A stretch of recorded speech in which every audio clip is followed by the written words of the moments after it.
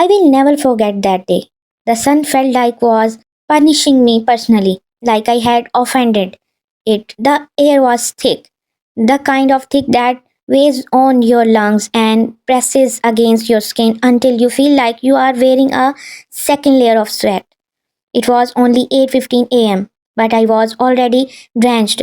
My back hurt, my legs ached, and the cramps twisting in my stomach were the cherry on top. I was bleeding, in exhausting and utterly alone, and I had 200 packages to deliver, 50 more added last minute from another route, and the full daily mail stack. I remember staring at the manifest in my hand, blinking hard like I was imagining it. But no, it was real. And worst of all, it was not an emergency, it was just a Tuesday. I was loading up the truck, body trembling, when Jack walked by. He gave me a concerned look, the kind you give someone who's on the edge but does not know it yet. You good. I forced a smile. I think I am done. I really am thinking about quitting. Quitting, he did not laugh, just nodded and walked away. 10 minutes later, I walked past him again. This time, he was talking to her. Melissa? She was new, cute, loud, lazy. She don't even see me coming when she said it. Wouldn't quite. She said it like it was a joke, like I was incapable of choosing myself. That was it. Not the heat, not the pain. Her smirk certainly was my final straw. I knew right then I was not going to quit. I was going to leave her with everything she thought she wanted. Let me take you back. When I started this job, I don't think it would break me. I was proud of being strong, independent, reliable. But that's the thing about being reliable. They test how much weight you can hold until your spine starts to crack. For 3 years, I showed up early, stayed late, covered extra routes, and skipped vacations. I made deliveries through rainstorms, heat waves, and once even through a sprained ankle. I cried in the truck and still made my stops. Why? Because I believed loyalty would be rewarded, but it was not. Every time I carried more, they just handed me more. I became the human dumping around for every last minute crisis. And then Melissa showed up. She was new, fresh out of orientation, cute in a way that made supervisor linger just a bit too long. She was loud, whiny, always too tired, too confused, or too stressed to do her full route. But somehow she got away with it. She flirted, played dumped, rolled her eyes, and said, "Oops," when she forgot deliveries. And while she was napping in the truck, I was busting my body for two people's workload.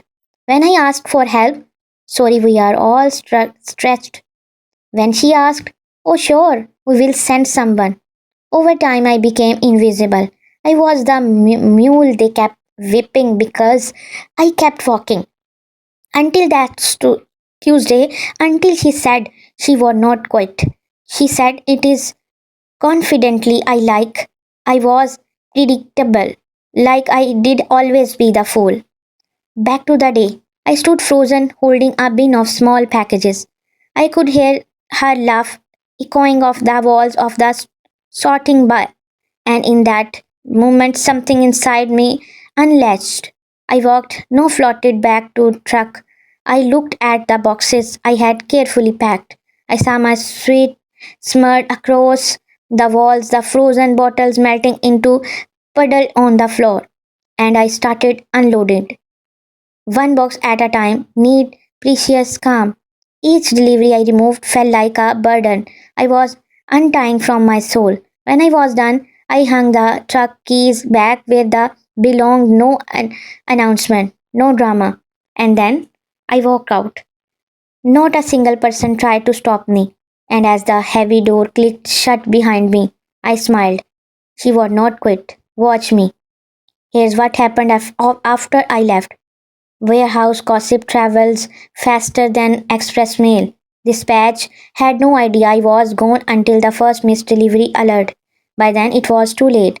Melissa had been bragging that she was all ready to take on more. Let me show what I can do, she had said to our supervisor. So they gave it to her, my entire route, the 200 deliveries, the 50 overflow, and the full mail load. They handed it all to her in 95-degree heat. She didn't know my hacks, my shortcuts, the hidden codes, the dogs to avoid, the locked gates, the crazy customer on Maple Drive who screams if you ring the bell too long. She didn't know I kept water bottles frozen under the seat or that I had to secret stash of pads and painkillers stabbed under the dash. She was raw, and the route divorced her. She called dispatch 5 times. Each time, no one's available. He said you could handle it. She cried. She carried. She begged. She wanted to go home, but no one let her because now she was the reliable one. 13 hours. That's how long she was out there. 13 hours in the heat. 13 hours of running the route she said I was too weak to walk away from. And at the end of the day, she clocked out and vomited in the parking lot. Do you know what I did that day? I rested. I went home, turned off my phone, took a long shower, made tea, cried, slept for 12 hours, and for the first time in years I felt light. Melissa thought quitting was weakness, that staying was strong. But here's what no one tells you. Sometimes the strongest thing you can do is walk away. I was not the fool she was. She thought I was staying for them, for the job, for a paycheck. But I was staying because I don't believe I could leave until she reminded me who I really was. That day broke her, but it rebuilt me. If this story hit you where it hurts, if you have ever been overworked, overloaded, overlooked, and underestimated, then listen closely. You are not weak for walking away. You are not selfish for choosing peace. And you are not dramatic for saying enough. So do me a favor. Leave a comment with the one moment you know you had to reclaim your power. Subscribe if you want more stories where the underdog wins. It like if you have ever been the quit one they should not have underestimated. And remember, sometimes the best revenge is giving them exactly what they ask for and letting them chalk on it. Until next time, this is your story too. Don't be afraid to write your own ending.